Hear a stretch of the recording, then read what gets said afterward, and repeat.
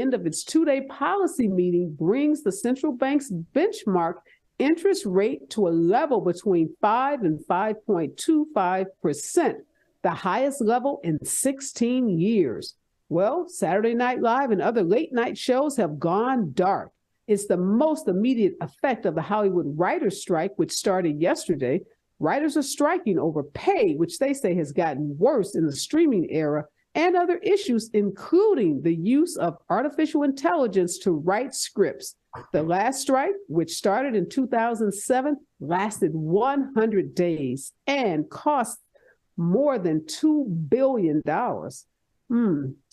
Last month, Fox executives reviewed a text message that Tucker Carlson sent to his producers in early 2021.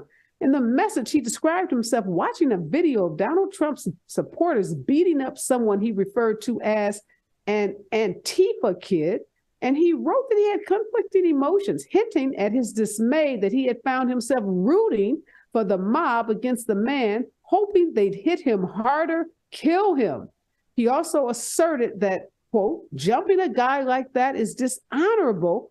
Obviously, it's not how white men fight. After seeing the alarming message, Fox planned to retain a law firm to investigate Carlson's behavior. And as they say, the rest is history.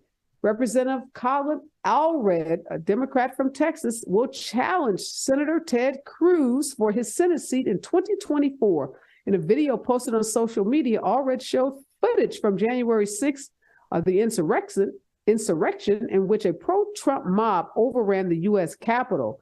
Allred said in the video he texted his wife to say, "Whatever happens, I love you." Allred slammed Cruz for voting against the certification of election results that day and for hiding in a storage closet during the attack. Ben Vinson III, provost at Case Western University and a former administrator at universities in D.C. and Maryland, was announced as Howard's 18th president since its founding in Washington, D.C. shortly after the Civil War. He will take the helm on September 1st.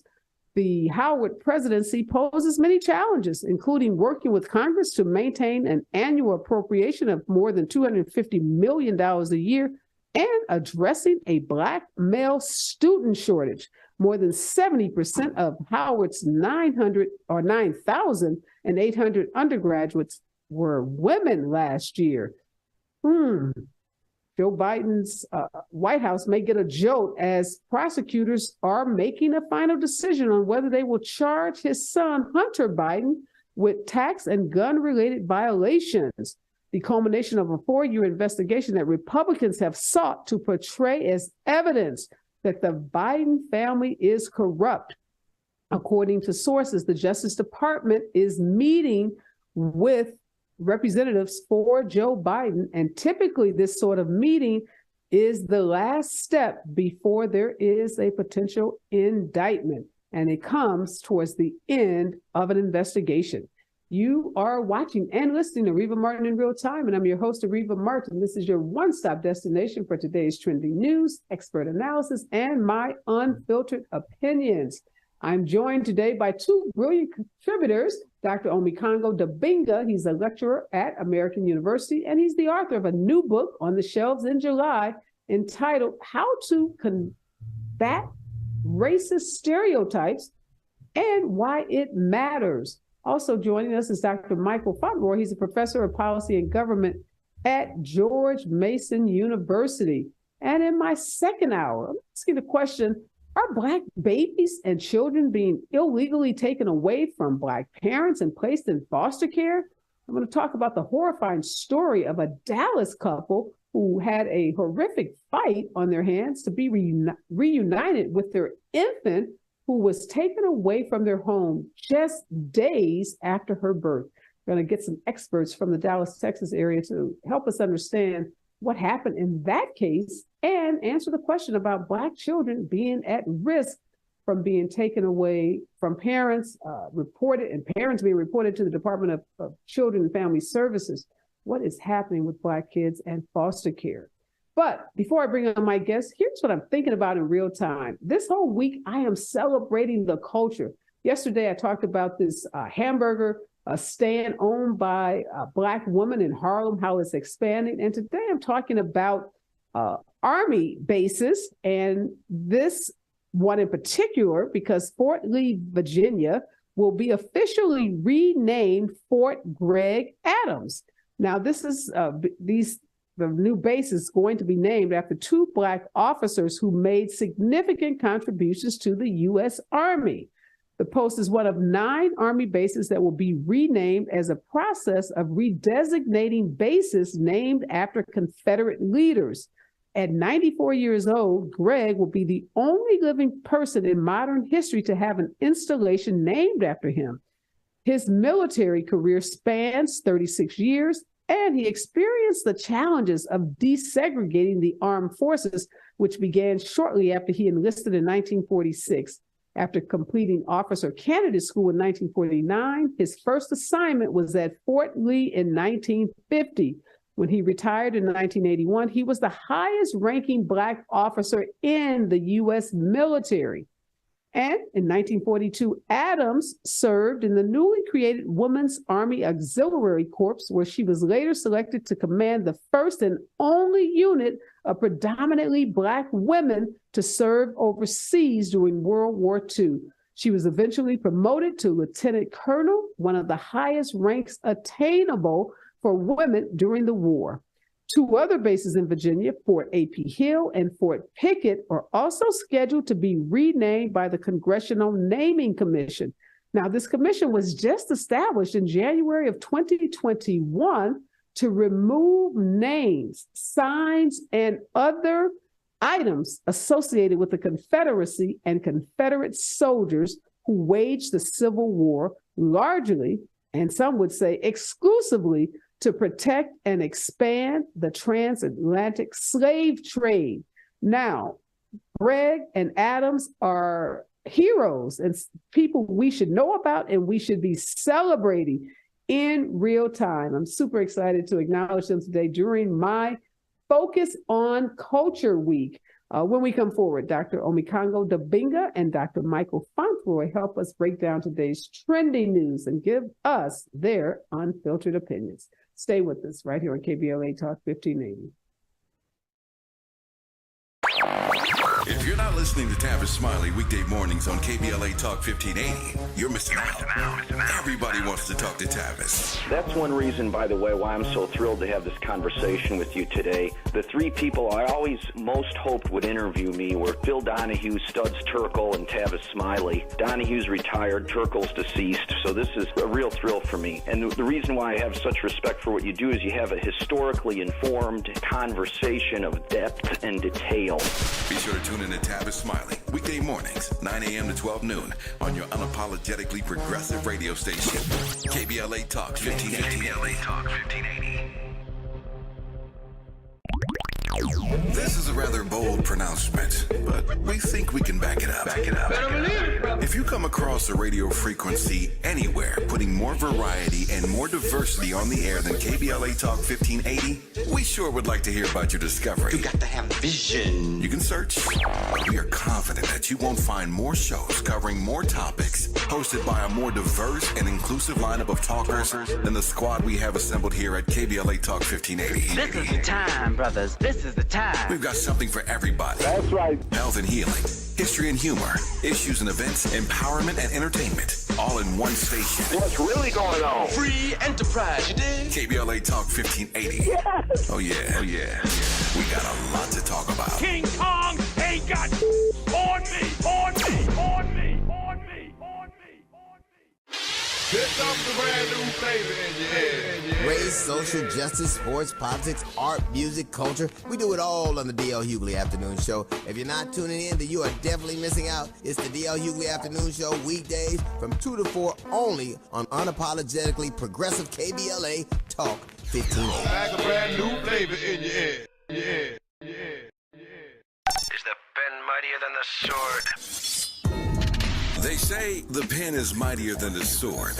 At KBLA Talk 1580, we not only have a lot to talk about, we have a lot to write about. Politics, relationships, business, empowerment, and culture. The all-star roster at KBLA Talk 1580 has you covered. That's what it's all about. Be sure to follow us on all our socials for our latest book releases, op-eds, essays, and commentaries from our hosts. And, of course, download the KBLA 1580 app as we strive to remain your most trusted, credible, and reliable source for the issues you care about. This is unapologetically progressive. KBLA Talk 1580. What up, baby?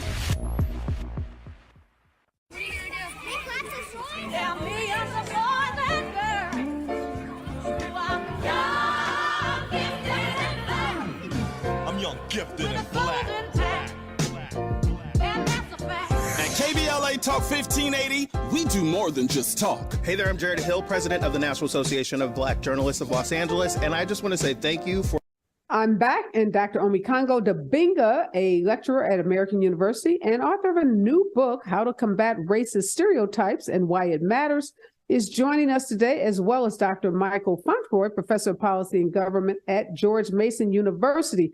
All right, some good news is happening for Howard University. A new president's going to take over the school in September. Now, Dr. Dibinga, you are in D.C., and I know Dr. Fauntroy, you are a former student and faculty at Howard. So let me start with you, Dr. Fauntroy. Is this good news that Howard is getting a new president? And do you know, I guess it's Dr. Vincent who's coming on board to take over the university? So this is a really big deal. Dr. Vincent is the current provost at Case Western Reserve University in Cleveland, but he has significant ties to D.C., having worked at George Washington University and having gone to high school in this area. He's very well regarded, and just so happens that I know a friend of his from undergrad, and everybody I've talked to about him has had a lot of really good things to say. He's coming to the university at a very curious time. At some level, Howard is in ascendancy. Applications are up, student enrollment is up, a lot of attention is growing for the university, which is a really big deal. So he's coming in at an opportunity to really take advantage of that. Having said all that, there's also significant issues on the other side of that coin that he's going to have to deal with. There's been deferred maintenance on the physical plan of the campus for years, close to $800 million at this point, and that has to be addressed, quite frankly. And you pointed this out, the gender imbalance on campus. HBCUs are particularly prone to this. And, I'm also a graduate of Hampton University, and, these institutions have very similar profiles in terms of the gender balance at these institutions, 60 to 70, 75% women, and the balance being men. And when you look at those numbers over the course of years, 5 years, 10 years, 15 years, a question has to be asked, and that is, who is your daughter or your granddaughter, your niece, your goddaughter going to marry if she's interested in a college-educated Black man? So I'm not expecting Dr. Vincent to sort of come in and fix all of that. But Howard University is sort of the tip of the spear as it pertains to higher education for Black people in America. And so that is something that's going to have to get some attention. And then finally, I'll just say, there is a lot of talent on the faculty there, staff there, and they need some more support. And this is where the fundraising piece comes in. University president is primarily a fundraiser these days, and he's got to be able to do that if he's going to be successful. I'm hoping he is. I'm hoping he does. I love Howard. Want to see it be successful. And so we'll see how it plays out. Yeah, it's interesting that you say that about college professors being fundraisers, because I have a couple of friends who are presidents now, some who are former presidents, and those some brilliant minds who didn't really do well in that position as president because they were not able to raise the kind of money in these universities. We're talking hundreds of millions of dollars you have to raise, for these universities to thrive. Dr. Dibinga, do you know Dr. Vincent? Any inside information about him, or any, the challenges that Dr. Fauntroy talked about that Howard faces? Do you have any insights about those challenges? I'm thinking back to some of the articles recently about, some of the kids complaining that cockroach infestation in the dorms and how the dorms are really, dilapidated. So as you said, Dr. Fauntroy, a lot of positive things happening at Howard, but I guess that physical plant issue is real. And we've seen some pretty negative reports about the school based on those plant issues. Yeah, absolutely. And I don't know Dr. Vincent personally, but I definitely have been following, what has been happening at Howard University as it relates to the students. And it's like Dr. Fauntroy was saying, at the end of the day, with the new president, when it comes down to the students, they don't really care. They want what they want. They want their demands met, particularly as it relates to the facilities. We also know that with many HBCUs over the last 2 years or so, there's been issues with bomb threats, and so safety is a concern. And so even as the Howard has been on its ascendancy, there are real issues as it relates to the student services. And there have been exposés that have been done that have shown how decrepit the dorm situations are. There was part of the student center got shut down because of student protests and the like. And so he's coming in there with his assignment straight out already written for him. And I think that I remember when Felicia Rashad came there, and everybody was so excited. And then in short order, that comment was made defending Cosby. And so many people just turned on her, really quickly. And some of that stuff can be hard to get over. So I feel like he has a very short time period to really acclimate himself, particularly to the students, and show that he's going to be a student advocate. And once he does that, it's going to be better for him to matriculate at that university. And, look, I have 2 daughters who are considering Howard. One is a freshman in high school, and one's a junior in high school. They are Howard's tops on their choices. And lastly, I will say that given what's going on in some of these other states like Georgia and the like, I think that many students who want to attend an HBCU and have the experience might be slower to consider like a Morehouse or a Spelman, because we don't know what's going to happen with the 2024 election in Georgia, and they're working to ban the use of IDs, private school IDs, for voting. So anything can happen, and a study has shown that more students are choosing colleges based on their political perspective of the states. So that could also make Howard more attractive to have even larger applications come in. So let me just add, quickly. I was on the faculty at Howard from 2013 to 2021 and saw the rise in student applications. And one of the things that came out of that, talking to these students, was that their parents were concerned about their physical safety, that they weren't sure that sending their kids to predominantly white institutions would be in the physical safe interest of their kids. And so there is a real opportunity for HBCUs throughout the country to sort of build on that and be more attractive to students. So, and I think that that's one of the reasons why Howard has a larger student population now than at any time in its history. Now, I mentioned at the outset that this was a bit of a surprise. And part of that was because there has long been a call among prominent alums that Howard's next president be a woman. And outgoing President Wayne Frederick had often talked about that and has understandably boasted about the fact that 7 of the 9 colleges and schools in the university are now headed as deans by women. This is a huge thing. And so the expectation was that it was going to be a woman as president. And so that didn't happen, which is why it's a bit of a surprise. But I will also say I had an opportunity to communicate with a board member who told me that Dr. Vincent came in and blew him away. And they weren't expecting him to be the one, but he laid out a plan that was just unstoppable in their mind. And so they went for the candidate that they thought could deliver. And so, I'm optimistic about how we're going forward. I will also add, though, turnover in presidencies is at an all-time high. Most presidents in colleges and universities right now are on the job 3, 4, maybe 5 years. And so if he can get past his first 3 years or so, then I think you got a chance for him to have enough runway to do some really good things going forward. And so I'm hoping he does, and hoping that the university community gets behind him.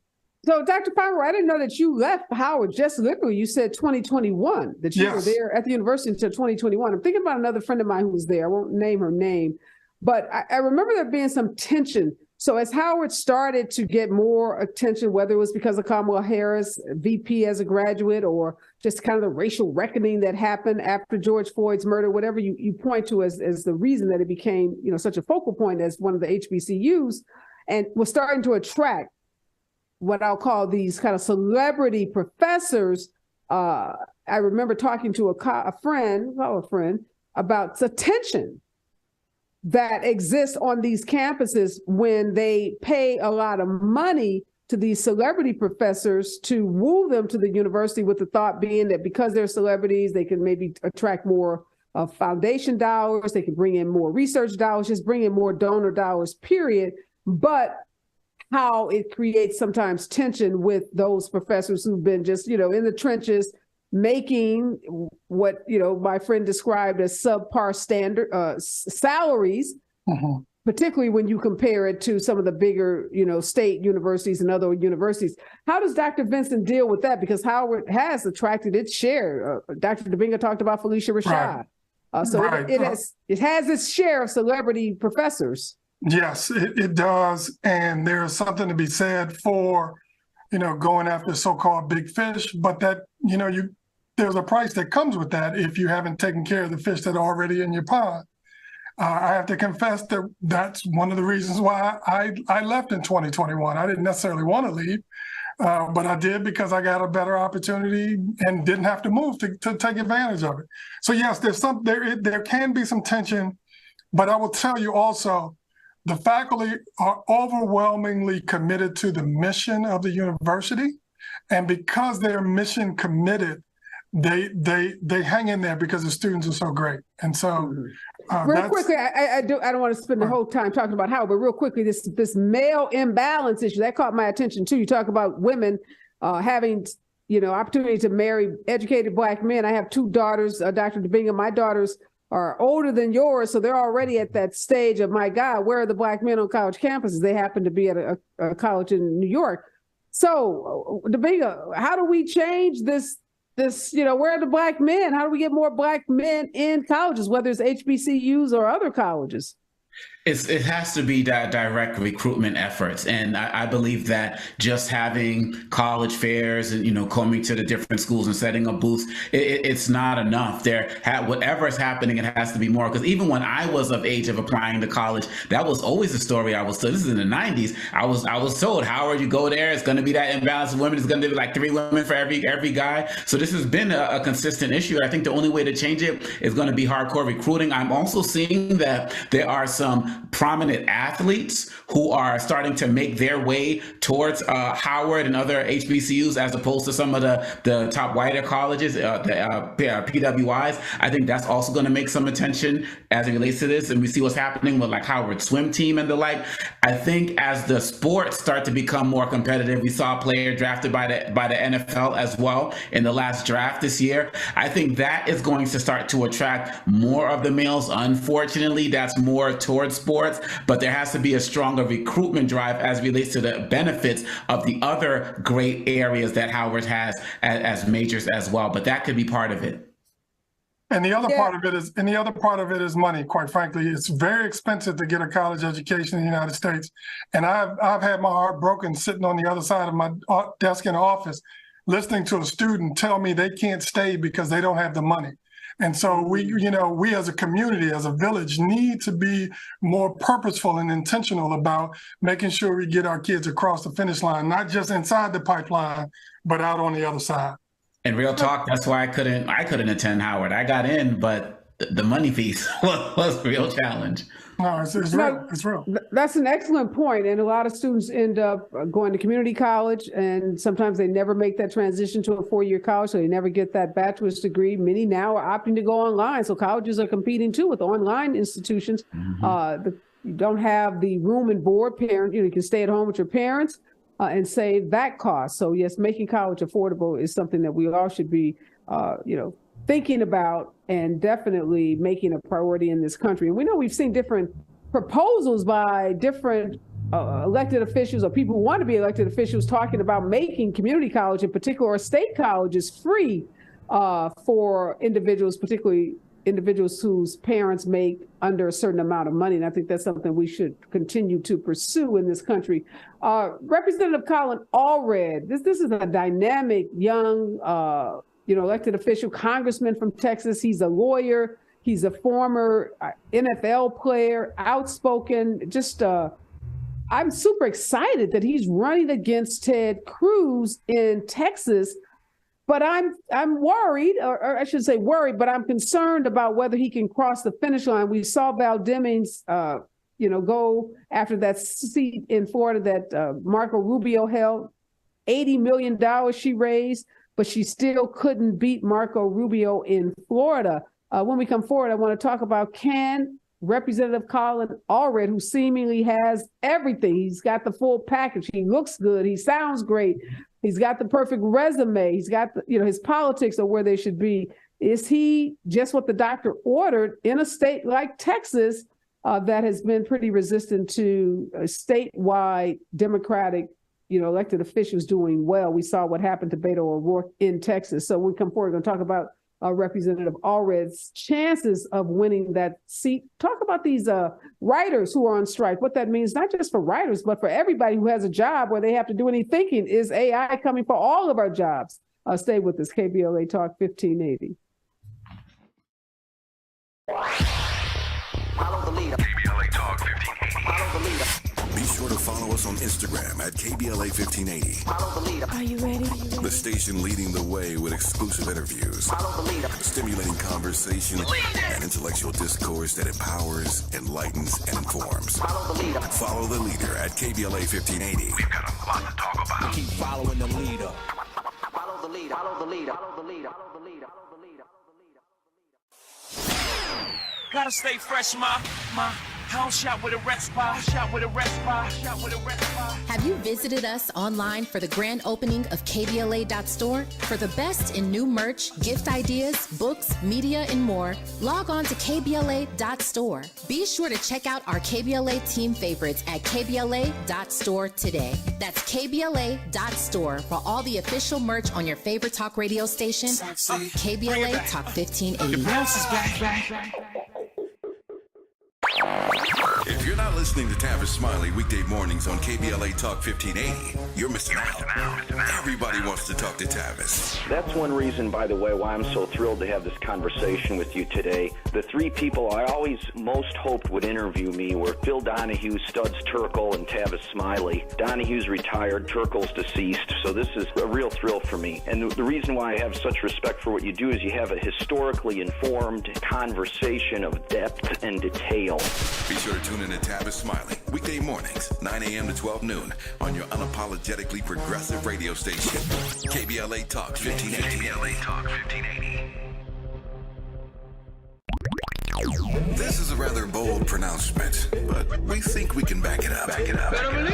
If you come across a radio frequency anywhere putting more variety and more diversity on the air than KBLA Talk 1580, we sure would like to hear about your discovery. You got to have vision. You can search. We are confident that you won't find more shows covering more topics, hosted by a more diverse and inclusive lineup of talkers than the squad we have assembled here at KBLA Talk 1580. This is the time, brothers. This is the time. We've got something for everybody. That's right. Health and healing, history and humor, issues and events, empowerment and entertainment, all in one station. What's really going on? Free enterprise, you dig? KBLA Talk 1580. Yes. Oh yeah. We got a lot to talk about. King Kong ain't got on me.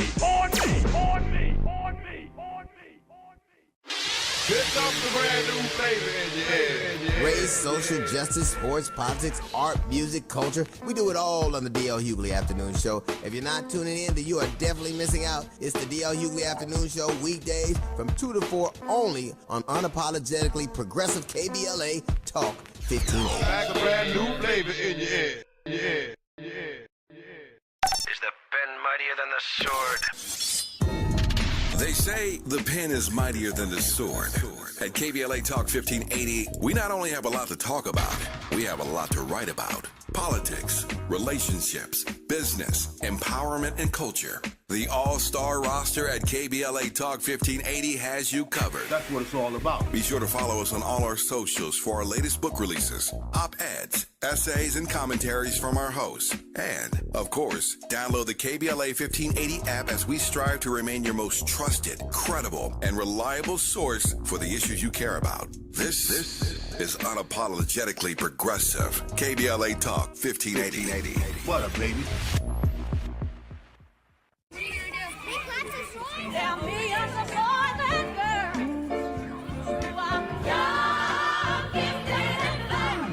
I'm young, gifted, and black.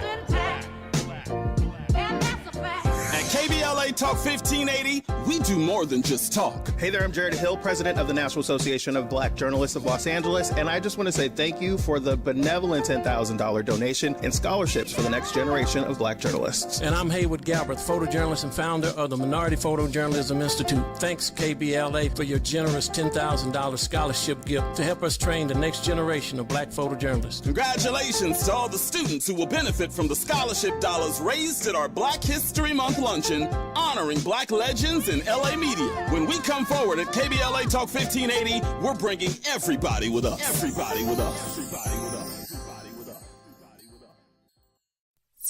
us. Connection established. Access granted.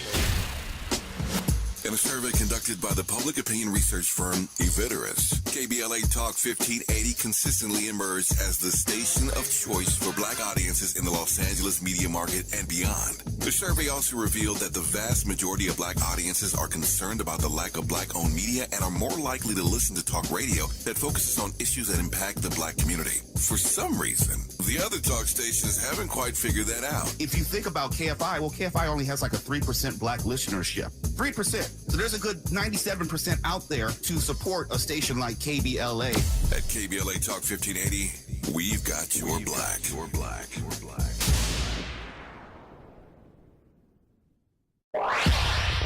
Follow the leader. KBLA Talk 1580. Follow the leader.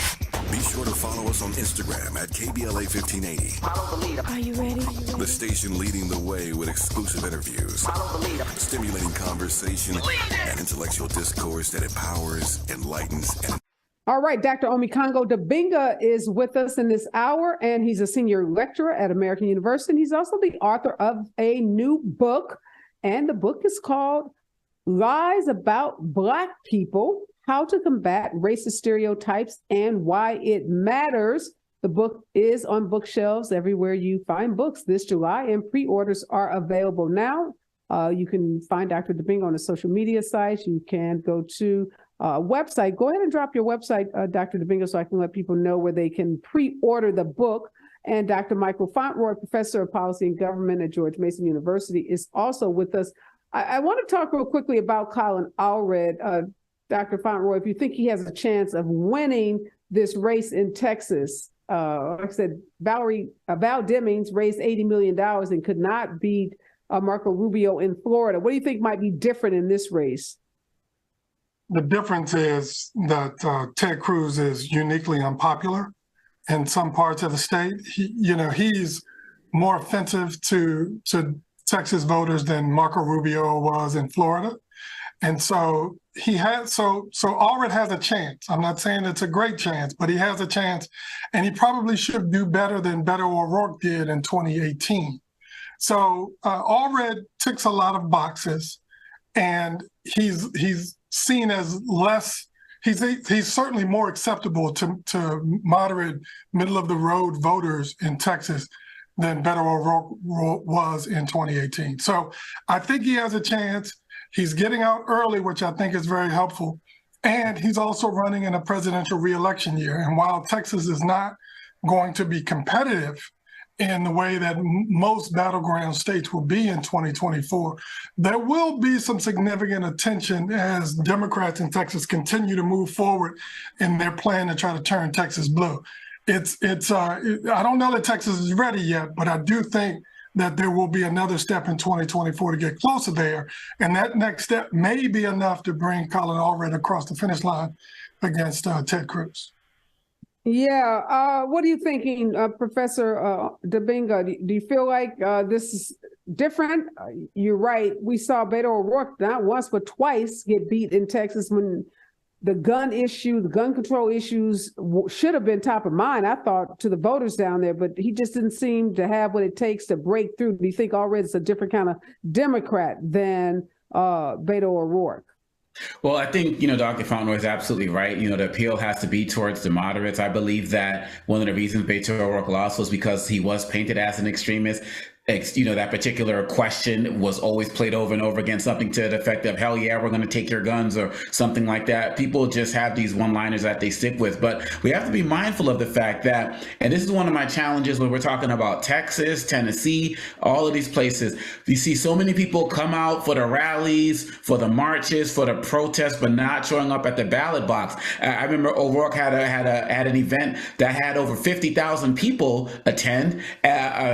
Cruz had an event that with Trump there, only 19,000 people attended. And we know many of those folks were from out of state. But who won the election? Because people showed out to vote. But even with that, Cruz won by like 2 points. As Dr. Fauntroy said, he's wildly unpopular. The disparity between the number of votes Abbott got versus what Cruz got is monumental. And so Areva can definitely dig into that. But what's really going to matter, in addition to the people who come out to the rallies, getting out to actually vote, because O'Rourke did out fundraise Cruz as well, it's going to be if Areva is going to run on the real issues. Yes, he's talked about, I handle tougher opponents and all of that. I'm glad he led with January 6th in his video, but he has to run on guns. He has to run on women's right to choose. He has to run on these things. The Democrats in general, they have to embrace the culture wars head on, because at least as it relates to the polling, the majority of the things that Democrats want, the majority of American people are in line with in some way, shape, or form. And so he has to play moderate. I get that, play for the moderates, but he can't do it to such an extent that he loses those who are a little bit more not on team moderate. I'm glad you brought that up. It wasn't on my list of things to talk about today, but I was reading an article about Jamal Bowman. Jamal Bowman, straight out of Harlem or straight out of New York. I think he's from Brooklyn, actually. But here's a guy who was a football player, raised by a single mother, school teacher, principal, and he is becoming the face now of the squad. And this whole article was him saying, look, we've got to be unapologetic about those things that people care about, like gun control. And we have to stop being timid and afraid to take on these tough issues, and we got to call out the BS. So there are all these viral videos of him confronting Republicans, getting in their faces, not in a threatening way, but in a forceful way, letting them know that your stance is BS, calling them out on it. And when he had that interaction with the, I think it was a Tennessee lawmaker in the hallway, he said, Massey. Yes, Massey, Kentucky. Okay, yes. Jeffries walked by him. And he said Jeffries just kind of wanted to make sure they weren't throwing any blows. And Jeffries kept, going about his business. He said, Hakeem is more Jay-Z, and Bowman described himself more as Busta Rhymes. And he said what he loved about Hakeem Jeffries was that, he lets them be themselves. He's the leader, but he doesn't try to force them to, because Hakeem is all laid back and cool with his New York swag, but that he doesn't, demand that from his membership. But I just think I was so glad to hear Bowman say, look, Democrats, get tough. That's and right. What you're saying about Areva is don't be trying to be all things to all people. That's right. People care about these kids getting gunned down in schools. They care about women. We care about losing our reproductive health rights. You got to take those tough issues on head on, stand for something, and stand where the American people are, because the American people, all these polls show they are in favor of things that most Democrats are, support.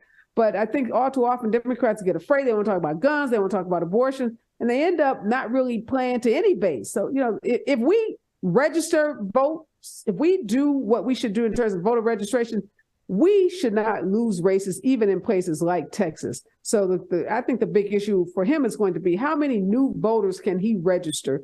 Can he motivate the base? Can he motivate young people who still are not voting at full capacity? And if he can do that, I think he has a good shot. I want to talk about Tucker Carlson. Dr. Fauntroy, he had an existential crisis, I think. He's watching this Antifa kid getting beat. Initially, he's feeling good about it. He's cheering the person on. Yes, beat him, hit him, kill him.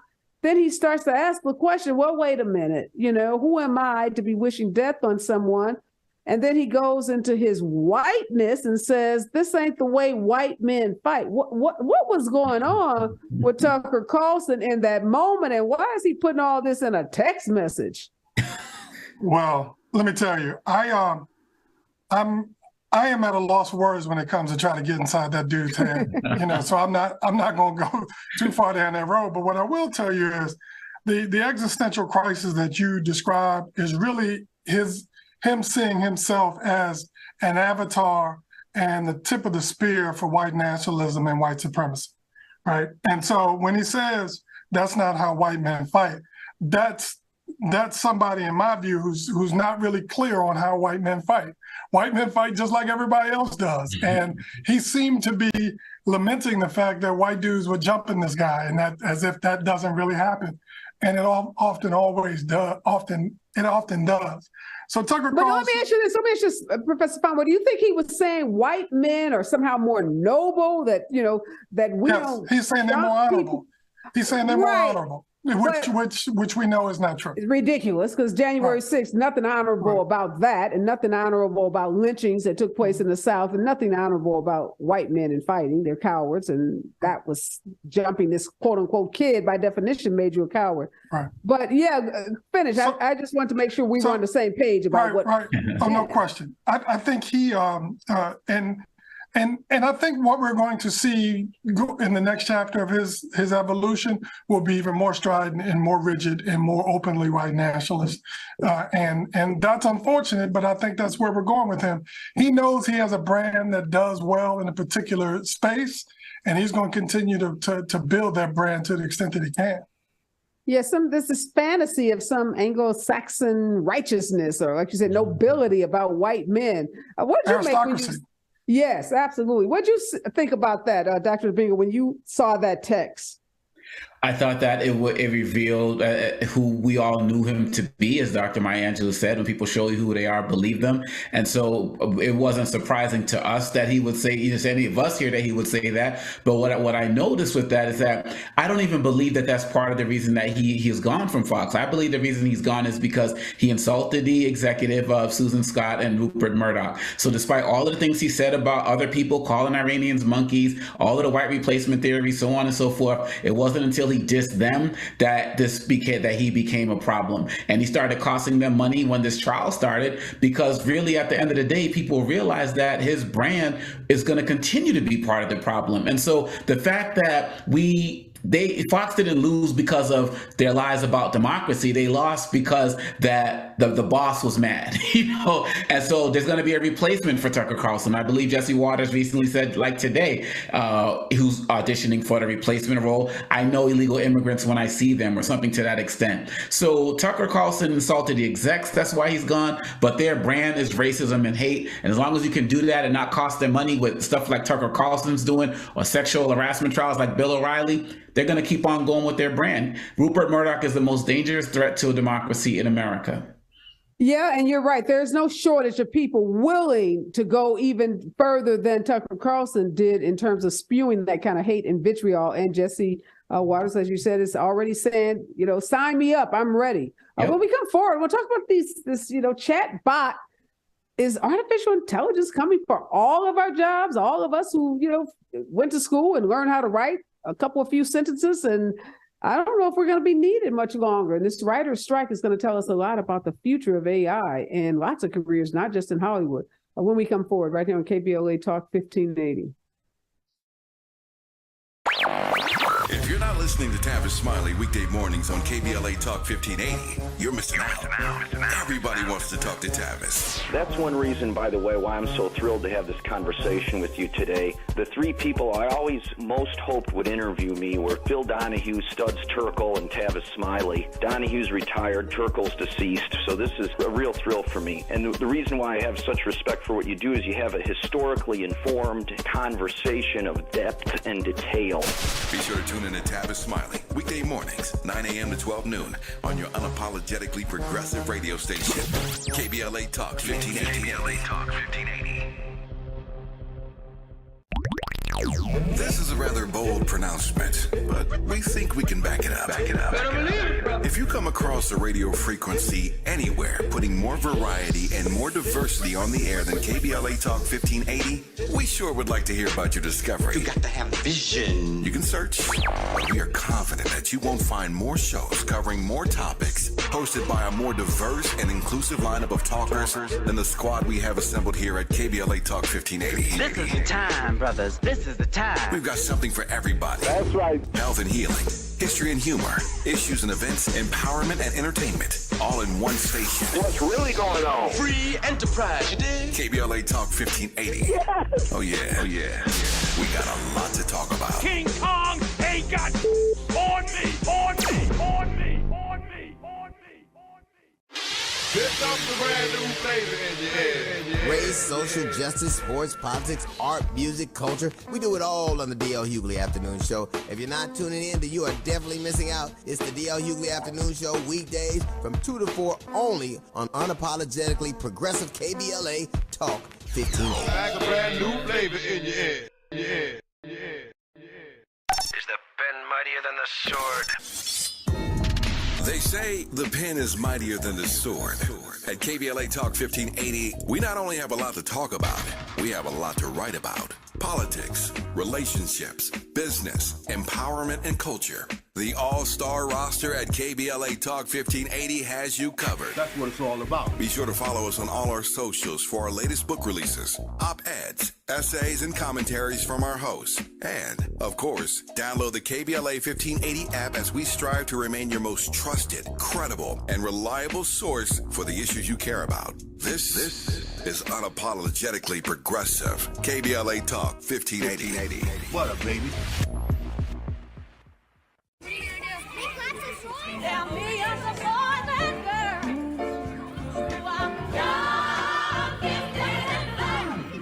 I'm young, gifted, and black. At KBLA Talk 1580, we do more than just talk. All right, Dr. Fauntroy, are we going to have jobs in the foreseeable future? Folks like you and me and Dr. Dibinga, we make our living by writing. And a big part of this writers' strike is not just about the streaming services and how they've changed the game in terms of the number of episodes that writers work on, or even the money that they get paid, but it's the lack of commitment by the networks to affirm to the writers that they are not going to use these chatbots, this artificial intelligence, to rewrite scripts and basically write them out of a job. Areva, I'm concerned that we'll all be working at Starbucks at some point. I don't know, Starbucks won't need us. The robots will be making all the coffee. So listen, this is also an issue in academia. Yep. We're worried about students submitting papers that they just type in a few keywords and push out a paper and give it to us, Yep. So this AI chatbot, Chat GPT, whatever the platform is, that all use artificial intelligence are really problematic and worrisome. Often the technology gets out in front of the regulation of that technology. And so I'm concerned for anybody who's involved in writing, that intellectual property is threatened. We know that with the AI recently on these music videos where you have one person's voice singing somebody else's song and it sounds perfect almost, And so yes, this is a deep concern. And as somebody who's a supporter of union activism, I'm hoping that they can get this fixed and quickly, because as there are a lot of people that are going to be hurt by this strike, unfortunately. But it has to happen, apparently. Yeah, no doubt about it. People, may be thinking this doesn't apply to them if they don't work in the entertainment industry or they're not writers, but you'd be sorely mistaken to think that, because this could impact all of us. I'm thinking about parking attendants. Dr. Dibinga, remember them? Yeah. Literally, there used to be people that were in a kiosk and you would pay it. Now most parking lots, you just go and stick your ticket in. It's automated. You never see a live human being. I'm going to date myself a little. When I started my practicing as a lawyer, there used to be people called word processors, that just did nothing but the type documents, all gone. Even legal secretaries now are not courier services. courier services, legal secretaries are pretty much gone out of the legal profession. So, and that's one of the areas where they say these artificial intelligence platforms can really be used. Like all these briefs that lawyers have to write can be written through artificial intelligence, short of showing up in court and making the argument. But you know, you are a hip hop artist, so that music piece, I'm sure, is something that you're concerned about. That Drake, video that went viral. What are you thinking about AI and how it's going to perhaps take over the music industry? You're absolutely right. I mean, and we go back with AI, just look at the grocery stores and the automated registers. It's like two people working at these stores now, right? And so there's going to be more jobless people, as we should have paid attention to it back then. Getting back to the music, I actually brought this up in my class because, I teach a class on Jay-Z at American University, and I came in and I was like, yo, check out this Jay-Z track. And I started playing it. They were like, yo, that's hot. And I was like, that's not Jay-Z, it's AI. And they could not believe it. And, one of his colleagues who came up with him, Guru, has been talking about this as it relates to intellectual property. But it's so you can have somebody create a Jay-Z song, you can have somebody create a song by Eminem and have it sing it to someone who loves Eminem for their birthday, right? Or I could create a flow like Jay-Z, and then I can rap it in my own voice and pretend like I'm skilled like that, right? And so But back in the day, that money would go towards somebody who's a ghostwriter or a co-writer. And so on the intellectual level, in terms of intellectual property, it is very, very dangerous. And not just in music. There are these platforms where you can create art, where I'm looking at people's art, these paintings, and all along, I thought these were things that were created, with paintings or graphic design. But again, it's type in a few words, and I think the website's called like Journey or something like that. And you get these amazing types of works that are actually pulling from other types of visual arts throughout the centuries. And so we are just in the beginning stages of this, Areva. And like Dr. Fauntroy said, we're often behind as it relates to this in terms of regulation. But if we don't get on this now, it's just a matter of time before we're just going to have more people who are out of work. We're just going to be more people out in the streets, more people homeless, and more crime. And we're already in a country riddled by gun violence and other things. We have to look at that as a real connection. I'm not being too extreme when I bring that up, but people should have paid attention to it when it was coming for other careers before it started coming for them. Well, see, nobody cares if it doesn't impact them directly in that moment. So when those parking attendants were being laid off and wiped out, travel agents, word processors, all those jobs are going away. As long as we weren't doing it, we didn't think a whole lot about it. But the point here is that we're all interconnected. And what happens to one industry eventually is going to have an impact on us all. Real briefly, both of you teach in universities, and you raised this issue, Dr. Fauntroy. How are you dealing with a student that has to turn in a 20-page paper that now goes to this, chatbot GPT and says, write me a paper on African Americans after the Civil War? And I mean, within minutes, seconds, it just spits out a whole term paper. Yeah, so there are some software applications that can allow you to check for some of this, but the truth is it's not enough. And at some point it comes down to the sort of personal integrity of the individual. Now, we understand that the challenge is there. There's no question about it. In fact, I just caught 2 students last week cheating on an exam, all right? And I want to tell you their names, but I don't want to put them on the street like that. How did you catch them? With the software? No. I was with my own eyes. I'm literally watching them look down at their phone as if I can't see what's going on, right? I mean, it's just insane. So this is a real issue, not just in academia, but for what these students do when they leave the academy. That's right. They may be leaving with degrees and maybe going into positions that will require them to actually write or require them to actually think or to actually do, and they won't be able to do it because they chat GPT their way through school. Yeah, and let's go real big here, Dr. Dibinga. These robots, nuclear war, secrets that countries have, security issues. I mean, where does this end? It doesn't end. I mean, quite honestly, every time I see these stories, I just keep thinking of the Terminator movies, right? I mean, that's really what it came down to. It started with this whole AI stuff. And then, it made it be made us, the robots started thinking that humans were the threat, and then they took over. And so nothing is safe in any way, shape, or form. And so I don't think that is too extreme to start thinking about military secrets, these chat bots there, and GPTs, they're able to actually bypass passwords in various areas. It's getting smarter and smarter by the day. I mean, Siri on our phone, the things that everything that we're doing, we make it easier for AI to grow and develop every single day. And so we have to understand that. When it comes to my students, I'm looking at different ways of giving assessments. I started introducing, more oral examinations in class so they can be there sitting with me, and, we're having conversations in addition to some of the written work. I got to get up more on the software that American University is using, because they are using it. But even, with that, I feel like AI is going to surpass that. And so we might always be like a year or two behind at these universities in terms of creating that type of stuff. And in a society that's becoming more dumbed down by the day, this is helping us become dumber faster. And as Dr. Fauntroy is saying, when people get out into the real world, they're going to have no skills.